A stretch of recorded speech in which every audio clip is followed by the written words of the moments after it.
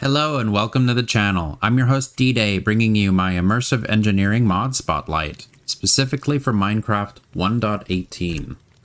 So to do this mod spotlight, I'm using the mod pack All the Mods 7, and today what we're going to be working on is how to make steel. So we're going to be working with the blast oven, the Crude blast oven from Immersive Engineering, to make our first steel in this pack. This recipe is super simple. Requires nether bricks, requires bricks, and magma blocks. So if you're lucky, you'll be able to get the magma blocks outside of the nether portals that are in random generation. But most likely, you know, we'll be inside the nether by then. Super simple to make. We need 27 of these blocks as well. So let's go ahead and make these guys. There we go, 27. And we need our hammer, which is inside our engineer's toolbox right now. So we can ping this guy and make this guy a multi-block. So let's head back to our immersive engineering area back here. The coke oven is running. It is making us coal coke, which we're going to need to make steel with this blast oven. So let's see, where should we put the blast oven since this guy is perfectly in the middle of this island? Let's go ahead and set him over here. Same thing, it's going to be a 3x3 cube. So we'll fill this guy in, like so. And ping it. Boom. There we go. Really hot topic. Here we have our Crude blast furnace. And what we're going to do is we're going to take our coal coke that we made last time. We'll go ahead and break this guy down. 27 pieces of coal coke. We're also going to need to grab some of our iron. Let's see, I'm within range of the refined storage from over here. And let's go ahead and put in our iron. So what the Crude blast furnace does is it takes our iron ingots and smelts it with the coal coke and creates steel this way. And a little bit of fast forwarding, here we go, our first piece of steel. So this guy makes steel and a byproduct of slag. Slag is pretty cool. If you surround it in bricks, you'll be able to make slag brick blocks, which aesthetically looks pretty cool. But what we're doing this for, of course, is the steel. So here's our first piece of steel. This stuff is going to be super important since we'd be able to make steel tools if we wanted to. I personally never have. We can hammer these guys out to make steel plates. And the thing that is most important is right here, these water wheels. We require steel and treated wood to make water wheels, which will be the first form of power generation, passive power generation in immersive engineering. So I'm super excited to get into water wheels in a little bit. Also, now that we have steel going, we can make steel rods by stacking the steel on top of each other for 4 pieces. And we'll be able to make steel scaffolding, which is going to be required in almost every single immersive engineering multi-block that we're going to make from now on. Since this episode is running so short, let's also make the kiln oven, which is super simple. It's sandstone and bricks. We'll let this guy run. There is no form of automation, or semi-automation, better to say, with sneaky hoppers or anything like that. Since this Crude furnace eventually gets upgraded into an improved blast furnace, and the improved blast furnace has the ability to have product auto-export the front and the back, as well as attach burners to the sides, which will make it produce steel faster by running RF through it. So what the burners are pretty cool.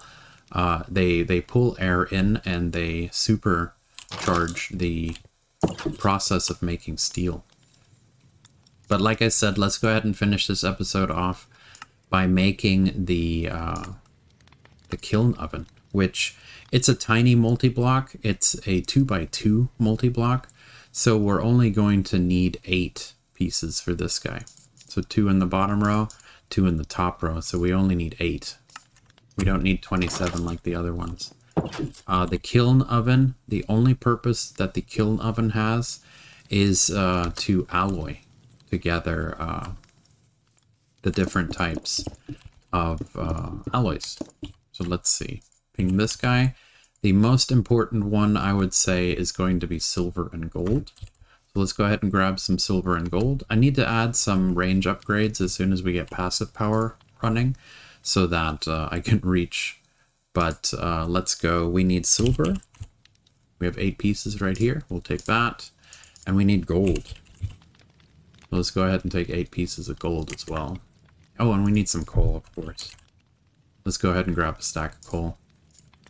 Every single pack that I play, I use other forms of alloying. I never use the kiln oven. But this would be the way to get electrum as an example. So gold and silver smelted together is the electrum, which the electrum we're going to need later on to be able to make MV, as well as heavy engineering blocks. To finish off this episode, let's go ahead and talk about the engineer's crafting table. I would have put this into the first episode, but honestly, I've never used this guy. I've always used vanilla crafting tables and digital storage, of course. The engineer's crafting table is super simple to make. You just wrap a crafting table with treated sticks and treated wood slabs. It does look really cool when you put it down. I do like the aesthetic behind it. And it does have a little bit of an inventory down here that you can work with. So it's kind of like a crafting table that has a chest built into it.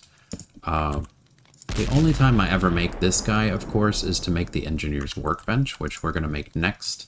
The engineer's workbench requires treated wood fence and iron ingot and the engineer's crafting table. This guy is required to progress. Not really required, but it does make certain recipes a lot cheaper. With the engineer's workbench, you also have to make different kinds of blueprints, which today what we're going to make is the basic crafting components blueprint. When you hold down shift, it lets you create circuit backplanes, iron mechanical, steel mechanical components, and vacuum tubes. So super simple to make. Blue dye from lapis, paper from sugarcane, iron ingot, aluminum ingot, copper ingot. These two things are what we're going to need to be able to make the mechanical components for immersive engineering. So let's head back over here and choose a spot to put this guy down. All right, so the crude blast furnace, we're at 10 pieces of steel already. Let's go ahead and plop this guy down over here for right now. It always moves in the block place where I don't want it. Let's go ahead and put it over here then. There we go. That's where I want it. So in this area, what we're going to do is we're going to put the blueprint here, which unlocks this area here for us to be able to select what we want to make. For the iron mechanical components, as an example, you can craft these in a 3x3 out of 4 iron plates and 1 copper ingot. Or if you put it in the engineer's workbench with the blueprint we just made, it's only 2. So you can save on iron plates.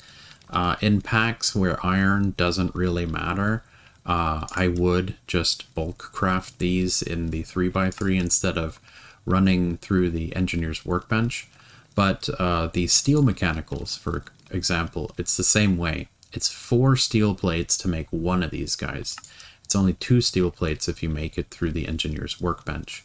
And as you know, the steel production is kind of slow. It does take a while. And what's kind of frustrating is the one item that we really do need to make in the future is going to be the heavy engineering. So let's see, heavy engineering blocks. These guys require the electrum that we can make in the alloy kiln now. And to make 4 of these, we need 4 steel mechanical components. That's pretty expensive. So being able to make these steel mechanical components as well as the iron mechanical components through the engineer's workbench will definitely save us on both iron and steel.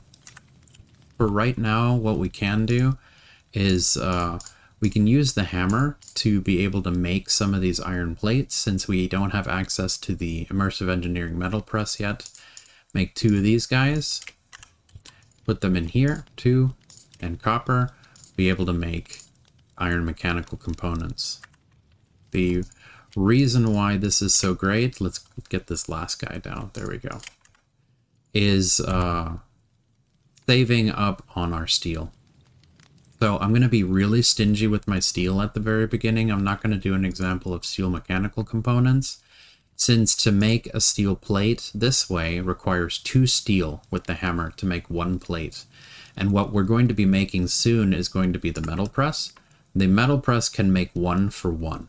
So we can save on our steel even more by doing by running it through the metal press. It's 1 for 1 instead of 2 for 1. And the engineer's workbench is 2 for 1 instead of 4 for 1, since we need at least 4 of these dudes to continue on with making the heavy engineering block. As well as the steel sheet metal, we're going to have to make this as well. It's a pretty expensive recipe if you think about it for the heavy engineering blocks. And we need 1 of these heavy engineering blocks to get our metal press up and running. Like the multi-block for the metal press requires 1 of these dudes. So I'm going to be super stingy at the beginning when it comes to steel. Thank you so much for joining me today. Smash like to keep this series going, and click on my dude here to subscribe for more modded Minecraft. If you want to see the full unedited progress, hit up my Twitch at twitch.tv/ddainicus. I put the link in the description below for you guys.